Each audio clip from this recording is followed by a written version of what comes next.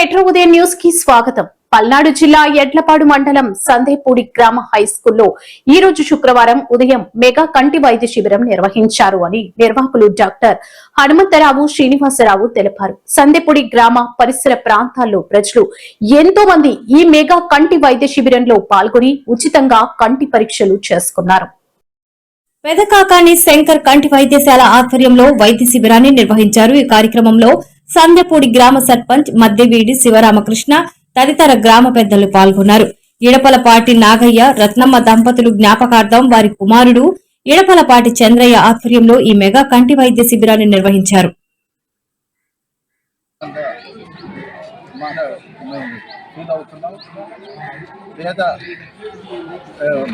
ఉచితంగా వైద్య శిబిరం ఏర్పాటు చేసినందువల్ల అనేక మంది ప్రజానేకం వచ్చి దాన్ని సద్వినియోగం చేసుకోవడానికి ఎంతగానో. నమస్కారం అండి. ఇది సందిపూడి గ్రామం, ఎడ్లపాడు మండలం, పల్నాడు జిల్లా. ఈరోజు మార్చి 20వ తేదీన 2026న మన సందిపూడి గ్రామంలో దాత Shri Edapalapati Chandraiah retired head master గారి ఆధ్వర్యంలో వారి ఆర్థిక సహకారంతో ఈ శంకర్ ఆసుపత్రి వారి పెదకాకాని వారి ఉచిత నేత్ర వైద్య శిబిరం ఏర్పాటు చేయడం జరిగింది. ఈ శిబిరమునకు అనూహ్య స్పందన వచ్చింది. జనాలు కూడా చాలా ఎక్కువ వచ్చి వైద్య పరీక్షలు చేయించుకున్నారు. వారందరికీ కూడా ఈ రోజే శుక్లం ఆపరేషన్కి పెదకాకాని ఆసుపత్రికి తీసుకెళ్లి పూర్తిగా వారి బస్సులోనే తీసుకెళ్లి ఈ 2 రోజులు వారి దగ్గరే ఉంచుకొని ఉచితంగా ఆపరేషన్ నిర్వహించి ఎల్లుండి ఆదివారం మళ్ళా రిటర్న్ తీసుకురావడం జరుగుతుంది.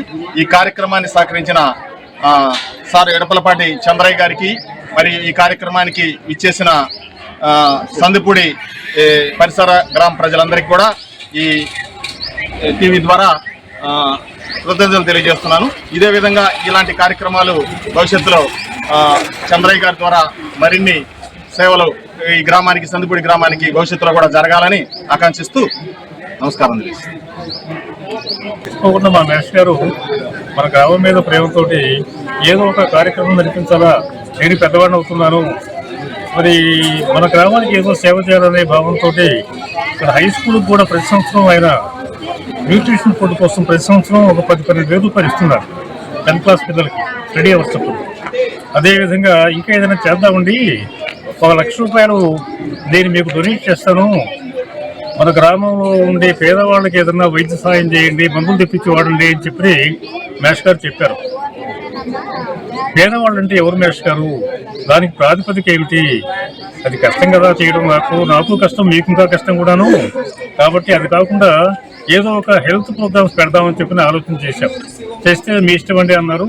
అంటే వెంటనే మా శ్రీనివాస్తో నేను సంప్రదించాను. ఇక్కడ ఫస్ట్ ఏంటంటే ప్రధానమైంది శరీర భాగాల్లో కన్ను, కాబట్టి సర్వేంద్రియాణం నయనం ప్రధానం, కాబట్టి కంటితో మొదలు పెడతాం కార్యక్రమం అని చెప్పని ఇది మొదలుపెట్టాము.